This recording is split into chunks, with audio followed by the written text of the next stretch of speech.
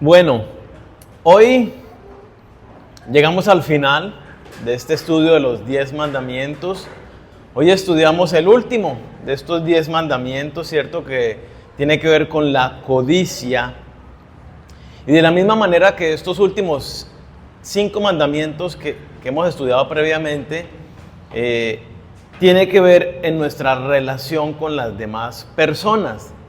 Pero este último mandamiento, aparte de que afecta nuestras relaciones, tiene un componente individual, un componente interno del corazón que también nos afecta a nosotros mismos. Vamos entonces a estudiar la codicia y a comprender en qué consiste, cómo afecta a nuestras relaciones, cómo nos afecta a nosotros y cuál es la respuesta de Dios para contrarrestar la codicia. Así que vamos a Éxodo, capítulo 20, versículo 17. Dice: no codiciarás la casa de tu prójimo, no codiciarás la mujer de tu prójimo, ni su siervo, ni su criada, ni su buey, ni su asno, ni cosa alguna de tu prójimo. Si miramos así muy superficialmente y hacemos una lectura de todos los mandamientos, este tiene algo distinto. Y yo quiero leer los otros, y de paso hacemos un recorderis. No tendrás dioses ajenos delante de mí. No te harás imagen. No tomarás el nombre de Jehová tu Dios en vano. Acuérdate del día de reposo para santificarlo. Honra a tu padre y a tu madre. No matarás. No cometerás adulterio, no hurtarás, no hablarás contra tu prójimo falso testimonio. Y ahora llega no codiciarás. Y continúa, ¿no? Todos estos regulan, como lo hemos estudiado en cada uno de ellos, regulan aspectos externos que nacen en una conducta interna. Pero, por ejemplo, yo sé, porque es visible, quién está tomando el nombre de Dios en vano. Es un acto visible. Yo sé quién está robando. Yo sé quién está mintiendo y engañando. Yo sé, todos esos pasajes son mandatos que uno puede ver y notar quién está violentando cualquiera de estos. Pero este último mandamiento es un mandamiento del corazón. Es un mandamiento que yo no sé. Yo como humano no sé si hay codicia en el corazón de cualquier otra persona. Dios sí ve este pecado. Eso es lo que tiene en particular este mandamiento. Los otros yo puedo llamar a mi hermano y decirle: vea, te veo mal parado, mirando con ganas de robarse ese celular que está ahí, o vi la otra vez que mentiste a tal persona, o le puedo decir: estás tratando mal a tus papás, o le puedo decir: tú no estás tomando el nombre de Dios en serio. Pero con la codicia, a menos de que ya haya un paso siguiente, no lo sabemos. Entonces, ¿qué es la codicia? Es un deseo ardiente por las cosas que no tenemos y quisiéramos tener. Pero que se complementa, ¿no? Es un deseo tan fuerte que quita la paz y el contentamiento. Cuando hablamos de la codicia, básicamente es desear una cosa tanto que pierdo mi contentamiento en Dios. Entonces tenemos que entender que no todas las veces que se habla de codicia en la Biblia, estamos hablando necesariamente de un pecado. No todo es pecado. El 10º mandamiento, pues es muy claro. Por ejemplo, no codiciarás la casa de tu prójimo. Cuando se utiliza esta palabra hebrea casa, que se traduce allí como casa, no es solamente el edificio, aunque está contenido dentro de la palabra. Puede ser el edificio, pero también codiciar la casa es codiciar el hogar que tiene el otro. Entonces es codiciar: yo quiero esa misma bienestar familiar que ellos tienen. pero lo codicio de una manera que me quita la paz y dejo de disfrutar mi realidad por estar pensando en querer tener lo que no tengo ahora, y se roba mi paz, mi contentamiento. Allí hay pecado, cuando anhelo el hogar como el de mi vecino. No desee la mujer de su prójimo. Y Jesucristo habla de este tema clarito, ¿no? Cuando dice que el hombre adultera en su corazón cuando la mira con ese deseo. Ya hubo adulterio. No desee los siervos del otro. No desee, ahí habla del burro y del asno, pero en otras palabras, no desee el carro del vecino ni el tractor que tiene el otro para trabajar el campo. No desee nada de lo que tiene la otra persona. Pero no todo es codicia. Por ejemplo, un joven soltero codicia a una mujer soltera. Esa codicia de esa mujer soltera es lo que lo lleva a buscar conquistarla. Otro ejemplo, una parejita recién casada que quiere tener una casa, un edificio, codicia un apartamento, codicia una casa, y esa codicia lo lleva por medios legítimos a adquirirla con dineros bien ganados, ¿sí? Entonces, la palabra codicia y la codicia tiene esa particularidad, ¿no? O sea, tiene ese otro significado, es ese deseo más allá, pero la codicia mala, bien entendida en lo que regula Dios en su palabra, es aquella que o está dirigida a codiciar lo de otro, o es esa codicia que me roba la paz, que me hace no tener contentamiento por las otras, por las cosas que tengo actualmente. Entonces, nosotros tenemos que tener un particular cuidado con la codicia porque la codicia es mamá de otros pecados. Por ejemplo, el robar.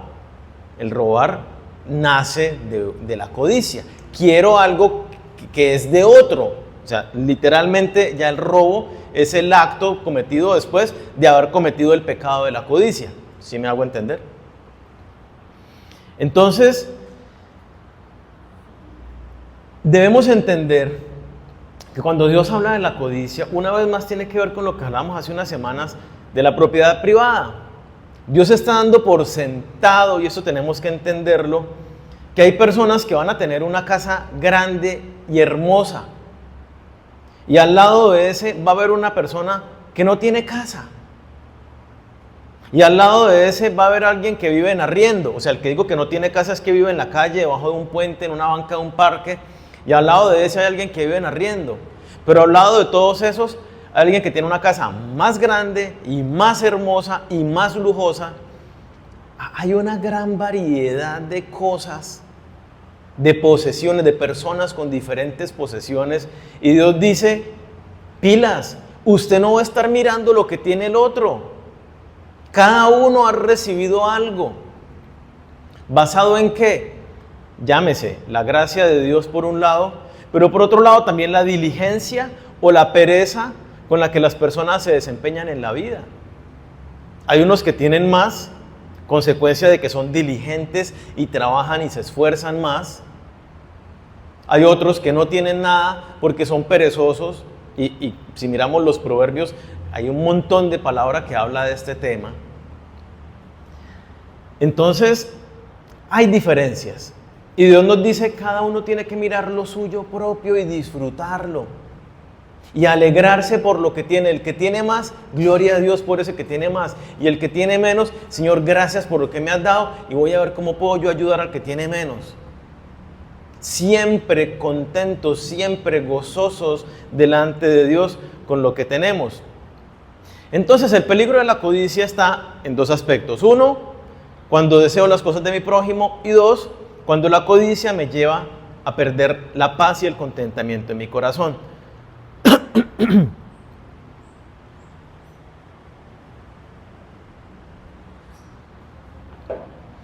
Cuando hablamos, por ejemplo, de la corrupción, y entonces se habla que los gobiernos son corruptos y que todos los políticos y no sé qué, y si lo miramos ¿Qué es la corrupción? Es la codicia en el corazón de un servidor público que lo lleva a robar, apropiarse del dinero que pertenece a los ciudadanos. Es lo mismo que hurtar, ¿cierto? Miro lo del otro, lo quiero y me apropio de esa cosa que quiero tener. Claramente, cuando yo tomo las cosas de otra persona, cuando codicio lo del otro, pues eso me va a llevar a malentendidos. Si yo estoy tratando de quitarle la esposa a un hombre casado, pues eso me va a llevar a un problema, aunque yo sea soltero. Porque esa mujer está casada y tiene un varón, de pronto se tiene unos hijos. Entonces, por un lado está el codiciar las cosas del prójimo. A veces tratamos de minimizarlo y quiero tratar de ser detallado porque se nos pueden ir por las ramas las cosas. Desear la mujer del prójimo. Alguien puede decir, tratando de justificarse, no, pero es que yo quiero que mi esposa sea, cuando me case, que sea como ella. Una cosa es tener un modelo, por ejemplo el de Proverbios 31, quiero que sea esa mujer virtuosa con estas características, pero otra cosa es, no, yo quiero que sea ella, esa mujer es la que yo quiero que sea mi esposa. Pongámosle que si nos vamos a términos muy legales y muy literales de lo que dice el mandato, sería ese, ¿no? No vaya a desear esa mujer. Ah, que yo quiero una con esa característica, que mire cómo es de buena mamá. Ah, bueno, ok, bonito. Pero el problema es que va más allá. Cuando yo deseo, de repente no deseo el carro de mi vecino, ese carro y me lo quiero quedar. Y empieza por ahí, no, yo deseo un carro como el de él. Si nos vamos a la letra del mandamiento diríamos, pues yo no estoy pecando porque no le quiero quitar el carro a él, sino que me estoy inspirando y quisiera tener un carro como el de él. Esa marca, ese modelo me pareció súper lindo. Ahora bien, ¿dónde es el pecado? Cuando ese deseo por ese carro, ahora mi cacharrito que yo tengo, ya no lo disfruto. Ya no lo veo con buenos ojos. Vivo renegando del carro que tengo porque es que mire que el cojín se me rompió, que es que cada rato, que mire que como suena el motor, que las llantas cuando freno suena pi, y entonces eso me desespera, ya estoy agotado de mi carrito. Ahí hay pecado. Cuando esa codicia me lleva a perder el contentamiento de las cosas que son mi realidad.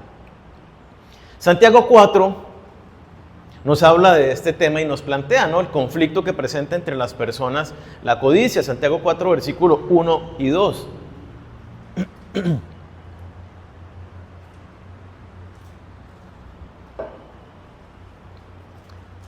Dice, ¿de dónde vienen las guerras y los pleitos entre vosotros? ¿No es de vuestras pasiones las cuales combaten en vuestros miembros? Entonces, él empieza diciéndonos, Dios empieza a decirnos, ¿usted de dónde piensa que salen los problemas y los conflictos entre ustedes, las personas? Todas esas peleas, esos pleitos, esas discusiones que se presentan, nacen desde el corazón de ustedes, de esas pasiones que tienen allí guardadas en su corazón. Versículo 2, mire cómo arranca, codiciáis y no tenéis, matáis y ardéis de envidia y no podéis alcanzar, combatís y lucháis, pero no tenéis lo que deseáis porque no pedís. Entonces Dios dice, los problemas en medio de ustedes surgen por la codicia que hay en el corazón de ustedes, por esos malos deseos que hay en el corazón de ustedes, porque usted ve lo del otro y empieza a comparar lo que yo no tengo. Y entonces empieza a tratar con envidia. Cuando codicia la casa del vecino, el carro, bueno, todo lo demás. Mire cómo ellos sí viajan, mire cómo sí se dan todos los gustos que quieren en restaurantes, en ropa. Yo los veo todo el tiempo con no sé qué y esto y lo otro. Empiezo yo a tener envidia, rencor en mi corazón y empiezo a volverme. ¿Qué hace la codicia en el corazón de una persona? Lo primero, pierde la gratitud. Ya no doy gracias por lo que tengo. Antes me vuelvo quejetas, empiezo a renegar de lo que tengo. Y en esto tenemos que tener muy en cuenta, ¿qué nos dice Dios de los problemas? ¿Cómo debemos tomar los problemas? ¿Con qué actitud? Con gozo. Señor, gracias por este problema. Cuando uno está codiciando, yo no quiero problemas. ¿Quién quiere problemas en la vida? Creo que nadie, ¿no? Todo el mundo dirá paso, paso. Pero Dios dice, oye, tú lo necesitas porque a través de ello yo te formo, a través de ello yo te purifico, a través de las pruebas es que yo te promuevo al siguiente nivel. Entonces, Dios nos dice, sea agradecido con las pruebas, sea agradecido en medio de las dificultades que están pasando. ¿Por qué? Porque Dios tiene la mano ahí metida, porque Dios está haciendo algo en mi corazón, en mi trabajo, en mis finanzas, en mi familia. Dios está obrando allí. Y cuando Él nos saca algo, ¿qué dice la palabra en Juan 15? ¿Qué hace el labrador con la matica? Dice que la poda, le quita cosas para que crezca y lleve más fruto. Cuando le quita cosas, duele, ¿cierto? Cuando le arranca la hojita, cuando le corta las raíces o una rama o lo que sea, eso duele y eso cuesta y genera como de alguna manera una reacción adversa. Codiciamos tener otra situación, codiciamos la circunstancia que están pasando otras personas. ¿Por qué a ellos sí les va bien y por qué yo estoy en esta situación? Nos preguntamos. Eso es una consecuencia de la codicia. Cuando hemos entendido, Señor, gracias, somos agradecidos con el Señor. El que codicia se empieza a volver amargado. ¿De dónde sale la amargura? De la falta, digámoslo así, de dulzura, de la falta del disfrute de mi realidad actual. Cuando una persona no está disfrutando, no sé, su casa, cómo está la casa, que está sin pintar, que es que no sé qué, que es que yo no he podido remodelar no sé qué cosas, vive amargada con su ambiente físico, digámoslo así. Si es en una relación con otra persona, entonces me empiezo a amargar porque esta persona tiene esta y esta otra conducta. Ya no disfruto mi realidad, no disfruto los procesos de Dios en mi vida. Y entonces esa persona con codicia se vuelve amargada, ingrata, descontenta, envidiosa, impaciente, ¿no? La impaciencia es fruto de esto. ¿Por qué? Quiero cambiar el carro, porque vi el del vecino y uy, yo quiero ese carro y me vuelvo impaciente porque le empiezo a pedir al Señor que cambie el carro o que me libre de esta enfermedad o de esta situación que veo que los demás no tienen. Y de repente el Señor guarda silencio. De repente el Señor no me provee para que yo cambie el carro. De repente el Señor no me quite esa persona que me está sacando el quicio.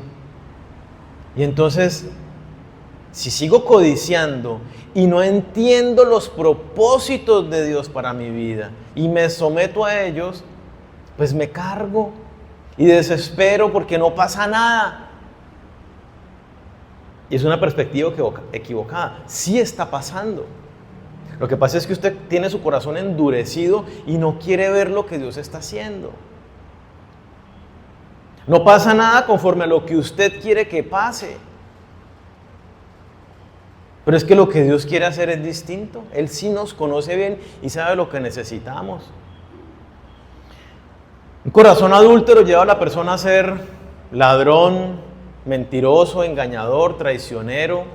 Todas esas cosas nacen de la codicia y afectan no solamente al individuo y al otro, en el caso por ejemplo que yo robe, sino que afectan a los demás.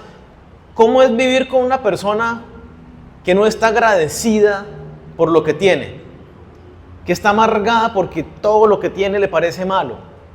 Pues empieza la quejadera, la criticadera, todo un mal agradecimiento. Es que no tengo esto, pues si yo, mire el almuerzo rico, sí, pero yo quería era otra cosa. Y va cargando y va generando un malestar en las personas que están al lado de esa persona.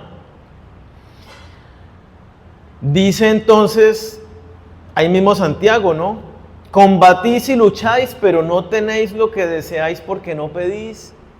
Peleamos, combatimos, luchamos. Tal vez las luchas pueden ser internas. Esos combates pueden ser internos con que yo quiero, pero ¿por qué no lo tengo? Y Señor, ¿y qué te está pasando? ¿Y por qué yo? ¿Y qué? Puede haber esa clase de luchas. Y esas luchas son consecuencia de un corazón que codicia y no recibe y acepta lo que Dios le ha dado. ¿Sí? Ya había puesto la otra vez el ejemplo, pero lo voy a poner ahorita. Yo le doy a don Jairo una caja de chocolates.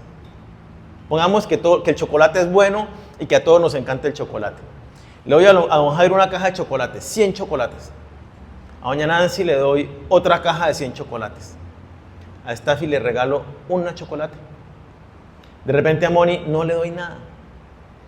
A Laurita le doy 10 chocolates. Y así reparto de manera diferente. ¿Quién se va a enojar? No señalemos con nombres, ¿no?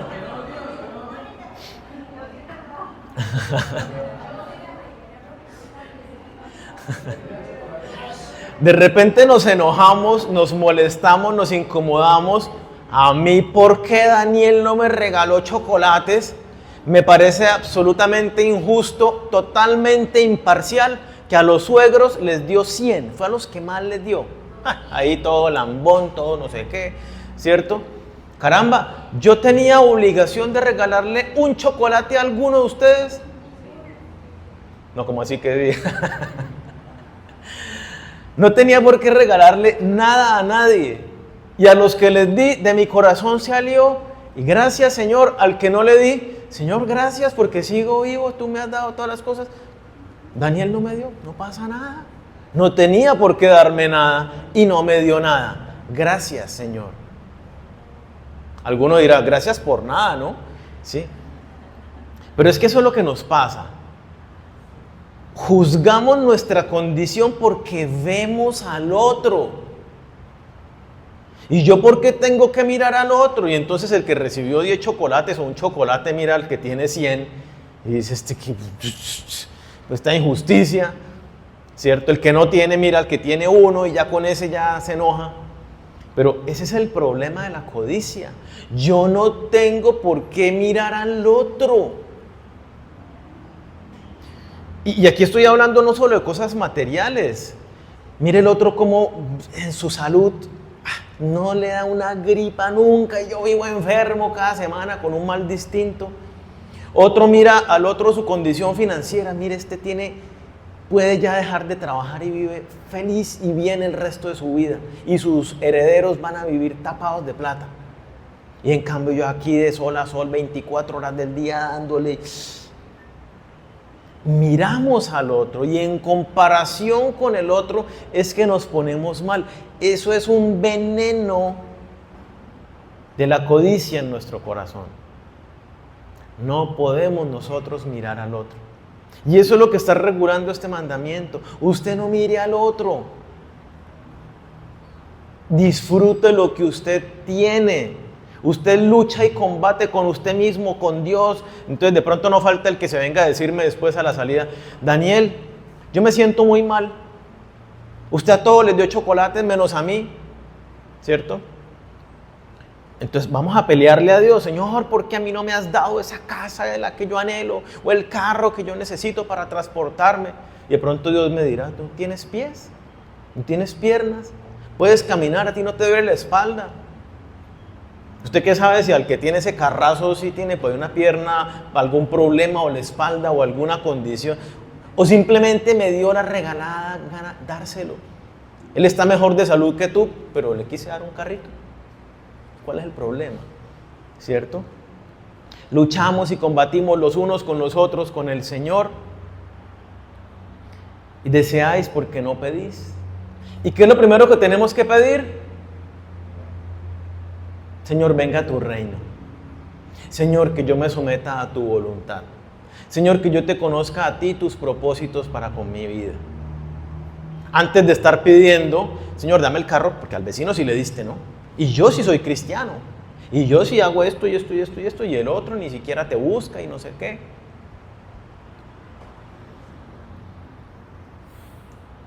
Codicia envenena nuestro corazón y no nos permite tener sanas relaciones.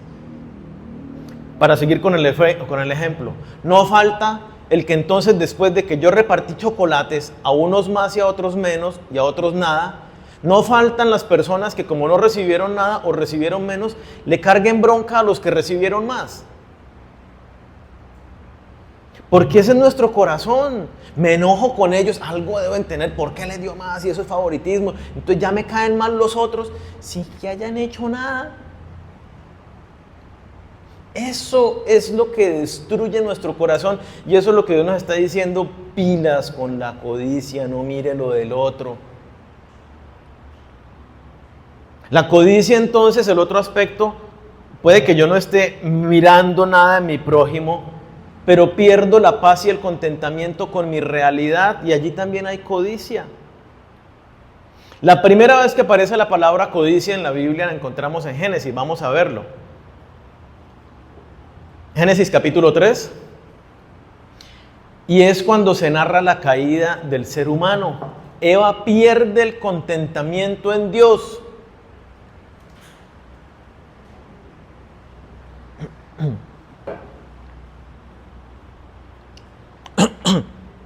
Génesis 3:6 dice, después de que la serpiente le dice que Satanás le engaña, y vio la mujer que el árbol era bueno para comer y que era agradable a los ojos y árbol codiciable para alcanzar sabiduría. Y tomó de su fruto y comió y dio también a su marido, el cual comió así como ella. Codiciable. La primera vez que aparece esta palabra en la Biblia. Dios había dicho, disfruten todo, una libertad tan absoluta que le dio al hombre. Y le dijo, ese árbol no. ¿Y qué pasó en el corazón de Eva? Lo vio con deseo. Lo que no podía tomar, lo codició. ¿Y saben qué sucedió en el corazón de Eva? Dudó de Dios. Perdió la confianza en la palabra de Dios, en la veracidad de lo que Dios determina en su palabra. El juicio de Eva fue nublado debido a la codicia que se metió en su corazón. Ya no vio las cosas como tenía que verlas.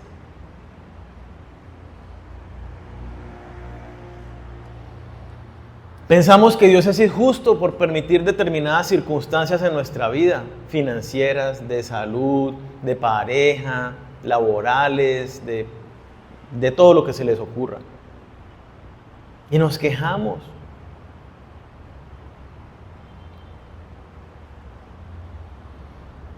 Y empezamos a dudar de Dios. Y empezamos a desconfiar de Dios. Señor, yo estoy disgustado contigo. ¿Por qué permitiste tal circunstancia en mi vida? O en la de mi hijo, o en la de mi papá, o en la de mi... Que a uno le duelen las personas cercanas, ¿no?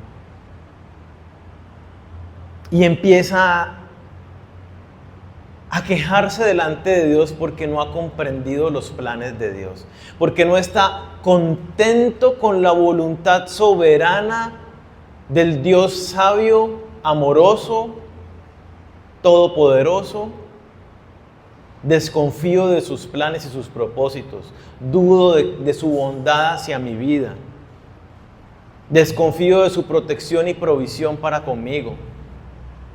O sea, la codicia destruye profundamente nuestra relación con Dios, nuestra relación con las demás personas, nuestro disfrute de la misma vida. La codicia la vemos en muchos pasajes en contraposición con el contentamiento. Hebreos es uno de esos, dice Hebreos 13:5, sean vuestras costumbres sin avaricia, contentos con lo que tenéis, porque Él dijo, no te desampararé ni te dejaré. Alguno podrá decir, pero ahí dice avaricia, no codicia. La avaricia es una manifestación de la codicia. La codicia es general. Yo puedo codiciar cosas materiales como puedo codiciar cosas no materiales, ¿sí? La relación de pareja que tienen ellos, su salud. En cambio, la avaricia es la codicia expresada muy particularmente hacia las cosas materiales, con las implicaciones que me lleva la avaricia. Como quiero tener tanto material, pues retengo y no soy generoso y no doy. Ahí vienen tacañería y otros sinónimos que pudieran tener que ver con la avaricia, que es ese deseo de las cosas materiales y el retenerlas. Es una manifestación de la codicia. Entonces ahí dice, sean vuestras costumbres sin avaricia, contentos con lo que tenéis. ¿Qué nos dice Dios? Esté contento con lo que usted tiene. Y uno tiene que hacerse la pregunta, ¿yo estoy contento con lo que tengo? ¿Estoy contento con lo que he recibido de mano de Dios?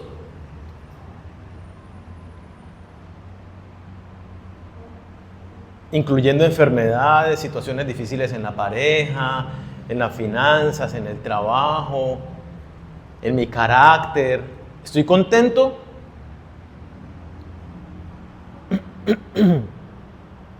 El mandato es, esté contento con lo que tiene, no pierda su paz interior, confíe en el Señor. Ahí dice, no te desampararé ni te dejaré. Es una dependencia en Dios. Si ahora como cristiano, si soy oveja del Señor, dice la palabra que yo estoy en el hueco de su mano y que nada me podrá separar del amor de Dios. Y el amor de Dios todo lo da por mi bienestar. Ahora bien, mi bienestar no necesariamente es que yo no tenga hambre. Tal vez para mi bienestar, Dios necesita que yo tenga hambre para poder sanar mi corazón. Mi bienestar tal vez es que yo sufra una enfermedad, porque a través de ella Dios va a obrar algo en mi vida para cumplir sus propósitos. Mi bienestar no es como yo, con mi perspectiva muy humana, muy mundana, lo veo. Mi bienestar es como Dios sabe perfectamente que debe ser. Entonces yo debo confiar en Dios. Miremos, lo plantea un poco mejor en 1 Timoteo 6, versículos 6 al 10.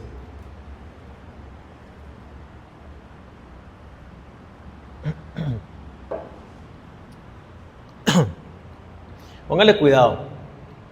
Pero gran ganancia es la piedad acompañada de contentamiento, porque nada hemos traído a este mundo y sin duda nada podremos sacar. Así que, teniendo sustento y abrigo, estemos contentos con esto.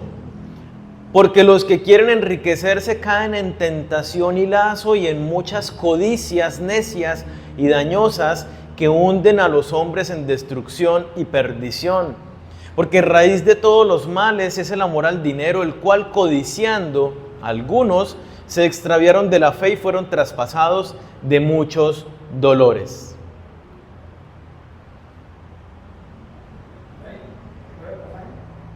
Primera de Timoteo 6, del 6 al 10. Vemos cómo pone en contraste contentamiento y codicia, ¿no? De una manera muy espectacular. Esté contento, es gran ganancia la piedad acompañada de contentamiento. Usted nada trajo a este mundo y nada se va a llevar. Entonces de una vez nos dice, ¿dónde está armando su tesoro? ¿Aquí en este mundo? ¿En tener cosas en este mundo? ¿O en tener tesoros para la eternidad? De una vez nos plantea una perspectiva eterna. Y luego nos plantea algo más que rompe todos los esquemas de nuestra sociedad actual. Teniendo sustento y abrigo, estemos contentos con esto. ¿Quién está contento con sustento y abrigo en medio de esta sociedad? Si hasta los que se llaman más pobres dentro de la sociedad tienen casa, hasta propia, que la ha regalado el Estado, tienen moto, tienen televisor y seguramente no es un televisor chiquitico, antiguo, sino es una pantalla, tienen equipo de sonido, tienen licuadora, tienen una cantidad de lujos.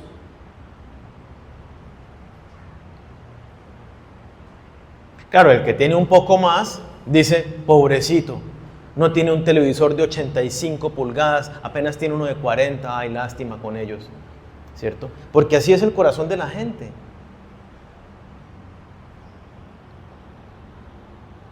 ¿De qué trata entonces el contentamiento?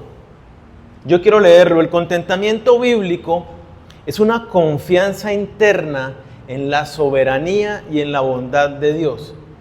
Confianza interna en la soberanía y en la bondad de Dios que produce el fruto de gozo, paz y acción de gracias en la vida de un creyente. Es independiente de las circunstancias externas. El contentamiento no está basado en nuestras circunstancias, sino en la naturaleza inmutable de Dios. Cuanto más conocemos a Dios, más confiamos en Él. El contentamiento es tranquilidad de espíritu, una confianza en que Dios siempre obra para bien, conforme a sus propósitos soberanos. Pablo es un ejemplo muy bonito del contentamiento, ¿no? Pablo le escribe a la iglesia de Filipos, vamos a Filipenses 4, y Pablo les escribe acerca del gozo y del contentamiento, pero mientras Pablo escribe esto, está con grilletes amarrado de sus pies por una cadena a la pared y está metido en una prisión oscura y siendo maltratado en la cárcel. Unas condiciones bien sombrías, bien extremas, bien malas.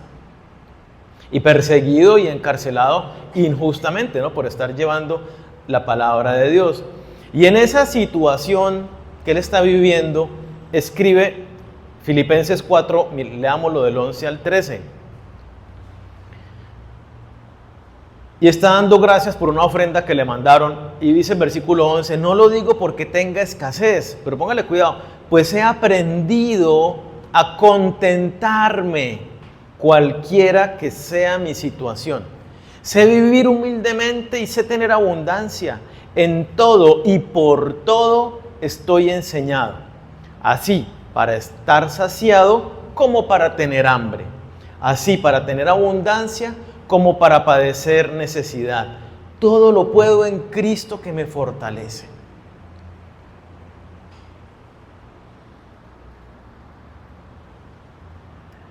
Es muy clave entonces entender el contentamiento. ¿En qué consiste el contentamiento?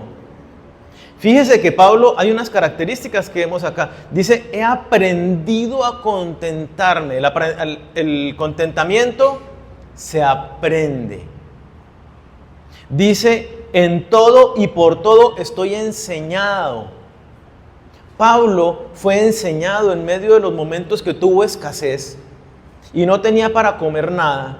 En los momentos que tuvo frío, en los momentos que fue sacado a piedras, casi muerto de la ciudad, en todos esos momentos duros, tenaces, circunstancias de su vida que naufragó, que lo robaron, va con sus rollos de la Biblia, con la platica para el hospedaje donde va a llegar y de camino dice, lo robaron. Todas esas circunstancias de escasez, de dificultad, dice Pablo, yo en todo y por todo fui enseñado. Cada una de esas circunstancias Dios la aprovechó para formarme, para moldear mi carácter, para que yo aprenda a estar contento en Él. Así que nosotros necesitamos y podemos aprender el contentamiento. Pero entonces Pablo lo complementa. ¿El contentamiento es en quién? Dice, en Cristo, Él es el que me fortalece. Ese es el contexto real de ese versículo, no como lo sacan del contexto todo el mundo para hacer y decir locuras. Todo lo puedo en Cristo que me fortalece es en Cristo. He aprendido en medio de las circunstancias, porque en medio del dolor, de la enfermedad, cuando me robaron, cuando me apedrearon, cuando estuve con hambre, yo miré al Señor y dije, Señor, gracias porque hoy tú me dejas acostarme sin comer. porque eso me hace ser humilde y a mirar a aquellos que se acuestan toda la noche sin comida y empezar a tener un corazón agradecido. En todo volteaba la mirada al Señor, y es lo que nosotros tenemos que hacer para aprender, voltear al Señor y mirar qué hace Job cuando pierde a toda su familia, qué hace Job cuando le roban todo el ganado, cuando se queman sus cultivos, cuando se mueren todos sus siervos. ¿Qué hace Job? Arrodilla y dice: gloria a Dios. Tú tienes un propósito con esto, Señor.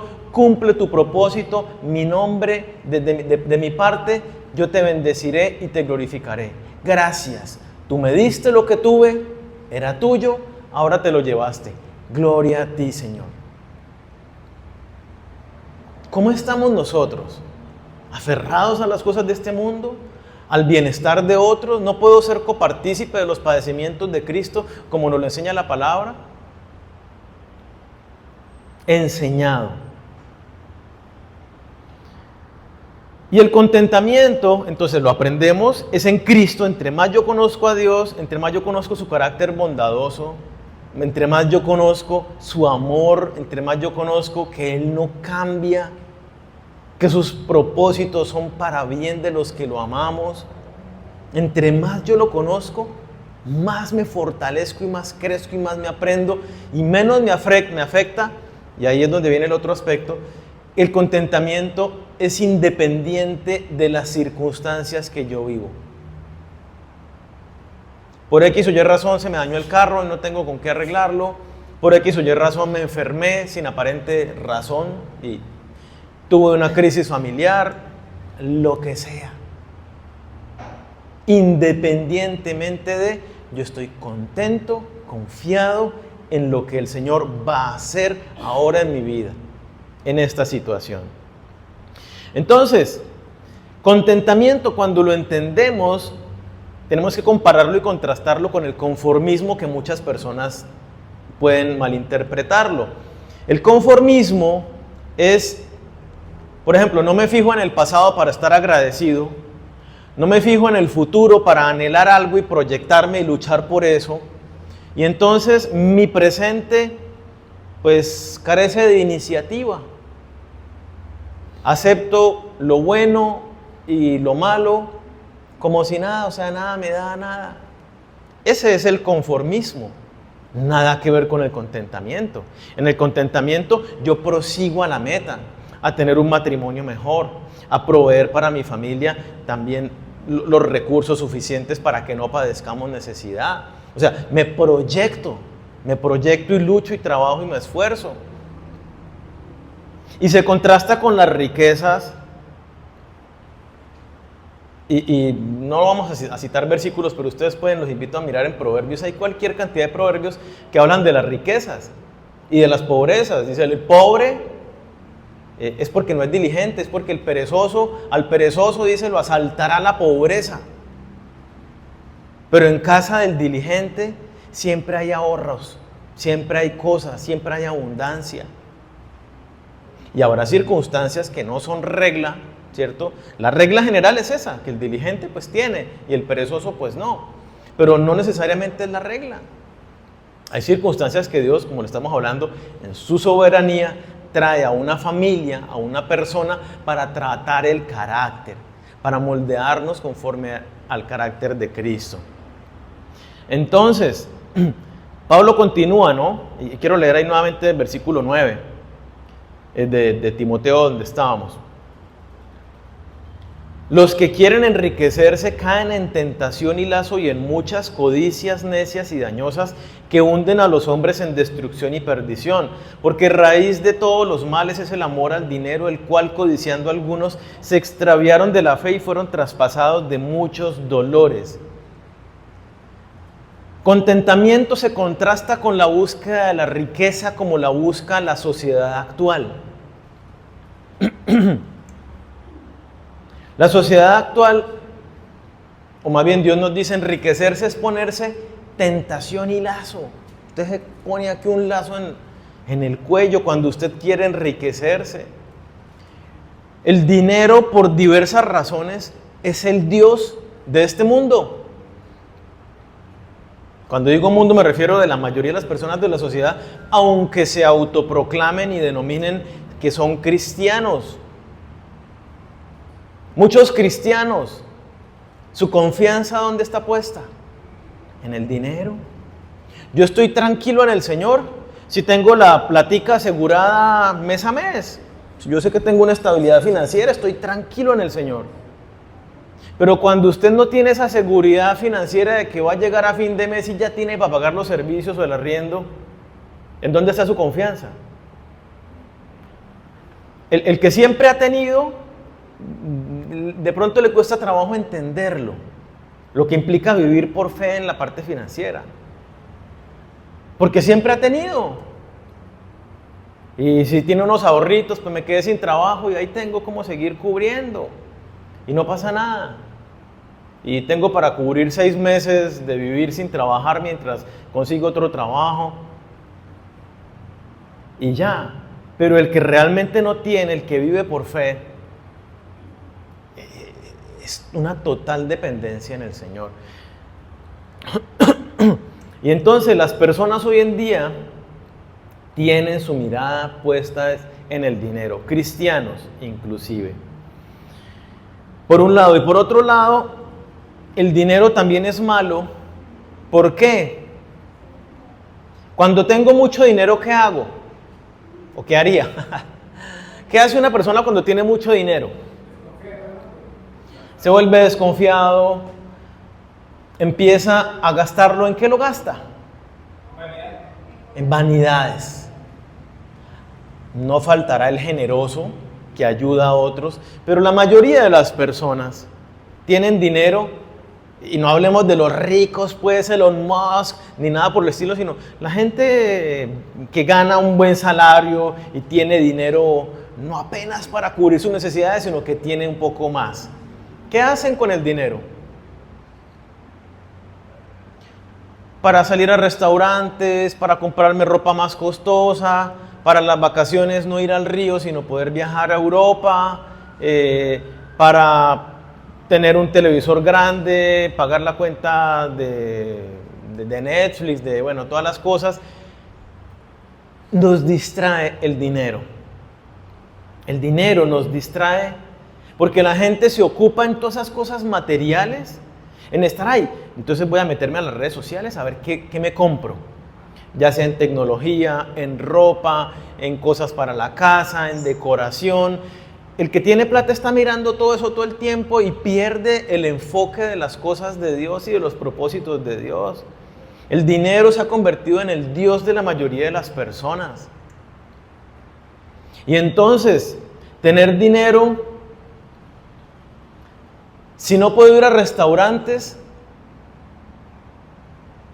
la sociedad actual ve con malos ojos a una persona que es profesional y no tiene plata para estar yendo a restaurantes, como en cambio yo sí. Yo salí de la universidad con él y en cambio yo sí me doy buenos gustos. Él no tiene para ir a restaurantes. Ve con malos ojos el hecho de que no visite el salón de belleza todos los meses. Está mal si no se puede permitir todos los gustos que quiere, porque para eso trabajo, para darme gustos.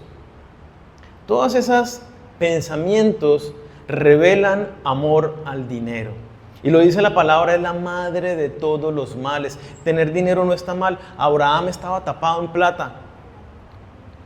Pero ¿cómo vivía Abraham? ¿Qué propiedades tuvo Abraham? Si lo único posesión que él tuvo en la tierra fue un pedacito de tierra para sepultar a su mujer y que lo enterraran a él ahí en ese pedacito de tierra. Y dice la palabra en Hebreos, caminó como peregrino buscando la patria celestial. La mirada puesta en las cosas de Dios. El dinero que tuvo nunca le importó. Entonces, tiene sustento y abrigo, esté contento con eso. Si anhela más y no está contento, se extravía de la fe, como dice allí. Muchos se extraviaron de la fe. Y para extraviarme de la fe, yo puedo estar aquí sentado en el salón, en la iglesia, con mi fe totalmente extraviada. Mi fe extraviada no quiere decir que no vaya a la iglesia o que deje de creer en Dios. Quiere decir que ahora mi tesoro está en las cosas de este mundo. Que mi disfrute está en los gustos o lujos que me puedo dar en este mundo. Mi disfrute no está en hacer discípulos, en alabar al Señor, en orar, en ir y predicar el Evangelio, en proveer para el establecimiento del reino de Dios, para que la iglesia se extienda en la tierra. Ahí no está el gozo. ¿Por qué? Porque mi gozo está en las cosas materiales, extraviados de la fe. Aunque utilice el lenguaje muy cristiano. Amar al dinero lleva a las personas a tomar atajos. Quiero enriquecerme rápidamente y miro a ver qué hago. La plata fácil, es amor al dinero. A mentir, a engañar, a asociarme con personas con las que no me debo asociar, a robar. La codicia, ya con eso terminamos. Es el pecado que llevó a un ángel, a un querubín, a codiciar ser como Dios y por lo tanto se convirtió en un demonio. Así que no nos creamos que estamos exentos. No, yo sí no amo el dinero. No nos autojustifiquemos. Revisemos nuestro corazón genuinamente. Proverbios 4:23 dice: sobre todas las cosas cuida tu corazón, porque éste determina el rumbo de tu vida. Cuida tu corazón de no perder la paz, el gozo, el disfrute, el contentamiento de las cosas que tengo.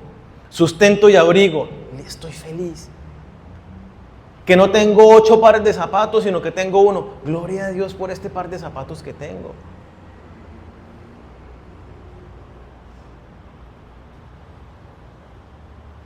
Tengamos un corazón agradecido, cultivemos un corazón generoso, que seamos desprendidos de las cosas materiales, que no estemos anhelando nada a los demás, que glorifiquemos a Dios por lo que tienen los demás. No dependamos del dinero en ningún aspecto de nuestra vida. No dependamos de las circunstancias, nuestro contentamiento en el Señor. Enseñados. Entonces conozcamos a Dios. Cuando tengamos ese tiempo devocional cada mañana, vengamos con esa actitud: quiero conocerte, quiero entender tu soberanía, tus propósitos, tu voluntad. Quiero entender cómo se aplica en mi vida el hecho de que eres inmutable.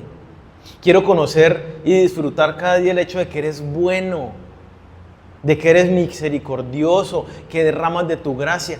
¿Qué es? Más allá de conceptos y de palabras, en lo detallado de mi condición actual. Trabajar diligentemente, pero no por los tesoros que perecen en este mundo, sino por la gloria de Dios, por los tesoros que no son de este mundo. Ten presente que no podemos controlar las circunstancias que nos vienen a nuestra vida, pero sí podemos confiar en que Dios está en control y cada una de esas situaciones las va a aprovechar para formarnos, para moldearnos.